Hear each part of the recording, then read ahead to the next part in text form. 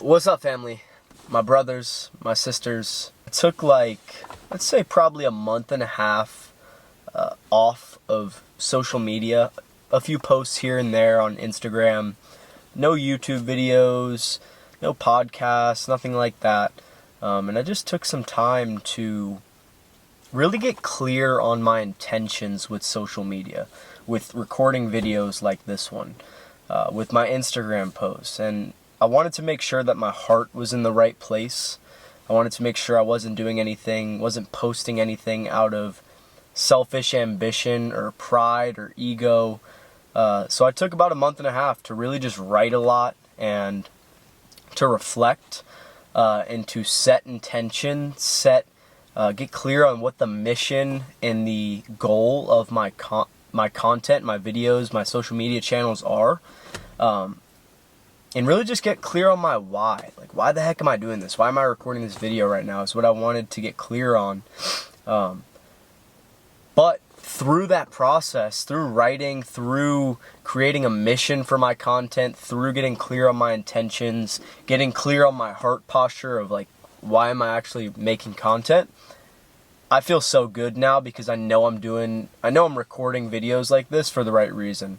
And that has given me such freedom to truly create, because I don't have to worry anymore about if I'm doing things for the wrong reasons, because I know I'm not. So now I feel like I've unlocked this like potential to create authentically, and I know why I'm doing it. So that feels good. Anyways, I'm gonna get back on YouTube and just start creating authentic, meaningful content, videos that I think will be valuable to other people. I think can maybe shift one person's perspective in a positive way that leads to more freedom mentally, physically, or spiritually.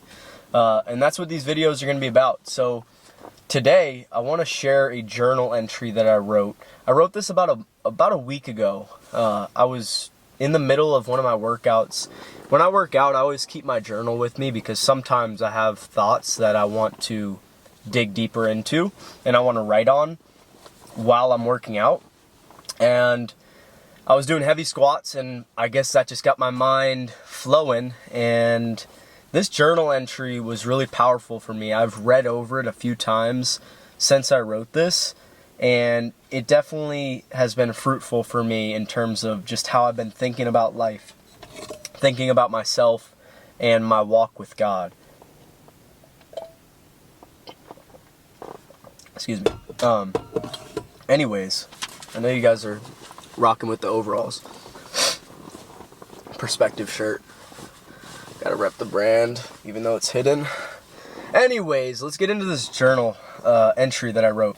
And I'm gonna break this down. So I'm gonna read through it, and then I'm gonna break it down and just go into like my thought process on some of the stuff that I wrote, because it might not make sense the first time I read it, but I really do think these words have the potential to plant seeds, positive seeds in your mind that might lead to more mental freedom. What I wrote is, there is a reality outside of the one that I'm currently living in that holds more love, more freedom, and more life. It takes destroying who I have become, who I've become on my own strength, by my own knowledge, by my own efforts. It takes destroying who I have become and finding who God designed me to be. Discovering the parts of myself and the fireworks that are inside of me just waiting to be sparked off. There is so much more out there than this. There is a walk with God far closer and deeper than this one I'm currently in. It takes slowing down to find it. Silence, intention, reflection, prayer, scripture, waiting on God, nature, love, writing, breathing, training, community, healthy relationships, a healthy lifestyle, laughter, selflessness, gratitude. I could go on and on and on, but you guys get the point. I wrote, I have a vast, vibrant, wild life, inside of me, waiting to be burned down and restored. Finding and tapping into this life takes making decisions. The word decide means to cut off. So if you break down the word decide, it means to cut off. So a decision is to cut off other options. Cutting off certain beliefs, certain behaviors, certain ways of life, thoughts, sinful ways of living. It takes maturity. Maturity is shedding selfishness, shedding pride, sin, anger, etc. Maturity is submission to God. Maturity is submission to God. Sacrificing self, sacrificing ego, sacrificing my own desires, and fully submitting to God. Walking the narrow path that leads to life. The gate to destruction is wide. The path that leads to life is narrow. I am called to tread this narrow path. True freedom is living for one pair of eyes and one pair of eyes only. My Father's eyes, God's eyes. My identity must be in Him. Love in action is my lifestyle. I'm going to break a few of these points down. So that's everything. I want to go back to I have a vast, vibrant, wild life inside of me waiting to be burned down and restored. I believe every person in our lives, everyone has a wild life, right? There's something called controlled burnings. It could be a different phrase, but basically national parks and stuff, they control burn. So they burn down the wildlife, they burn down the plants, and then it grows back more vibrant. It grows back stronger. And it takes destroying what was already there, right? So back to, it takes destroying who I have become. We need to destroy who we have become on our own strength. We need to let go of our past and find who God designed us to be, because every single person is not living 100% truly who they are, living out who they are truly. We all have parts of ourselves that we have created on our own strength, false identities. They're either lie identities, right? Identities shaped by lies that we believe from other people or things other people have told us. Or we have a my identity, which is the identity that we create on our own based off of our experiences, based off of the things that happen to us, where we compensate for our experiences. A lot of pride is mixed into the my identity. It's like our ego. And then we have an identity, which is the truth, which is our true identity, who we are in God. That's the only true identity. So that's what I'm trying to find and discover, and get rid of my lie identity, get rid of my identity, and find my identity in the one who created me. Anyways, maturity is submission to God. That's really it. And that's kind of the season I'm in, and I've been in for a while, is just day by day submitting to God, letting go of myself, sacrificing my life. I know this sounds to someone who isn't walking with God, like when I used to hear people say this, it sounded so off-putting to me. It sounded so unattractive to sacrifice my life to God. Now it's my deepest desire, because there is freedom in it, and there is true life in God, and sacrificing to Him and His ways are so much higher than ours. His ways are so much higher than ours, and they lead to life. They lead to the highest quality of life possible. And as I walk with God and develop a close relationship with Him, there's nothing I want more than to just serve Him and give Him my life, because this life doesn't belong to me. I'm not the one I didn't birth myself. I was freely given this life, so I shall freely give my life to Him and to other people. My time, my energy. Anyways, that's what I'm after. The gate to destruction is wide. The path to life is narrow. It's a narrow path that leads to life. The gate to destruction is wide. That's why so many people take the path of least resistance, which only leads to regret. It only leads to deception. It only leads to darkness. It only leads to comfort, which doesn't lead to any growth. The path to life is narrow. I wrote, I'm called to tread that narrow path, and I believe you are too. One day at a time, one moment at a time. The narrow path leads to life. What is the narrow path? It takes discipline. It takes focus. It takes slowing down. It takes walking with God. It takes seeking God about your decisions. It takes reflecting. It takes actually thinking about what you're thinking about. It takes living a conscious, mindful life, and walking with God, walking the narrow path.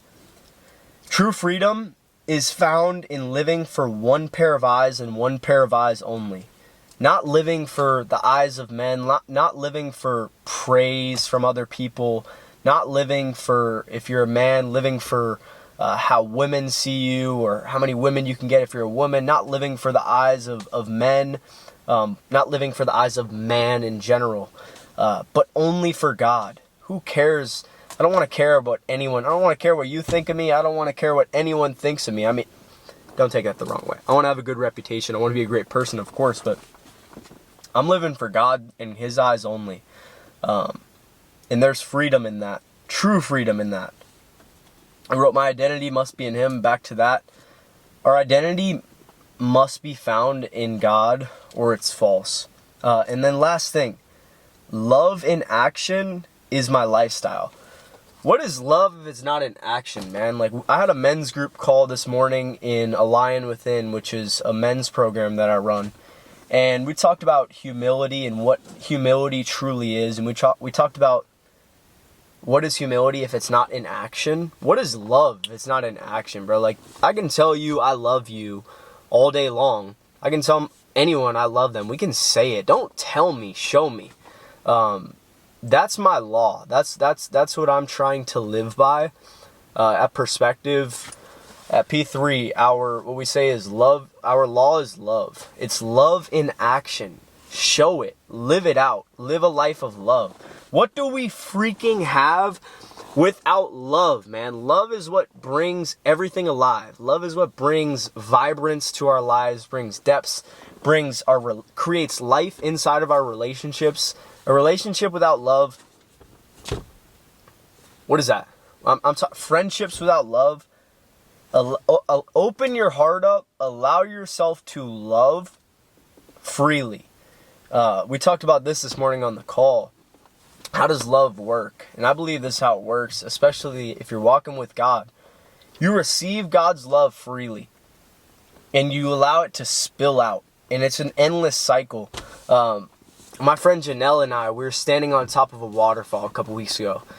And I asked her the question, we were doing a journal prompt for Perspective, and I asked, her and I were the only ones up there, and we were talking about it. I asked her the question, why is love important to your life, and what does love in action look like? And she is the one who was like, it's like this waterfall. It just never stops flowing. It comes, God's love flows into us, and then it's our job as we freely receive to freely give and just spill it out.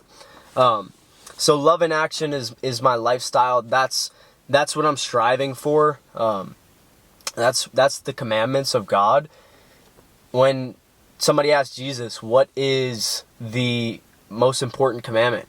He said, love God with all your heart and love your neighbor as yourself. Like, that's God's way. God's way is unity. God's way is love, man. Like, I'm gonna rant if I don't. I'm gonna go for an hour talking about love. But man, what do we have without love? Sit on that. What do you have without love? Forgive. Choose to forgive. Choose to let go.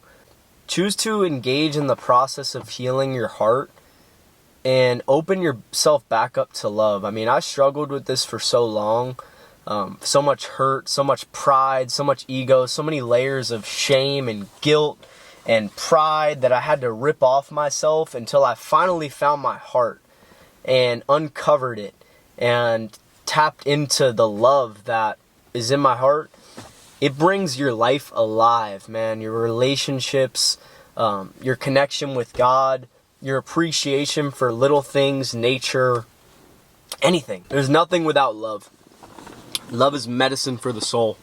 Anyways, I love you, and I'm grateful that you're still watching after 15 minutes and listening to me. Go do something, man. Go seize the day. Go make the most of it. Time is infinitely valuable. yet non-renewable. You don't get any of it back. So whatever you're doing today, seize the day, make the most of it, take advantage of every opportunity to love, to laugh, to experience, to serve other people, to talk to God, to make new friends, man, go seize the day.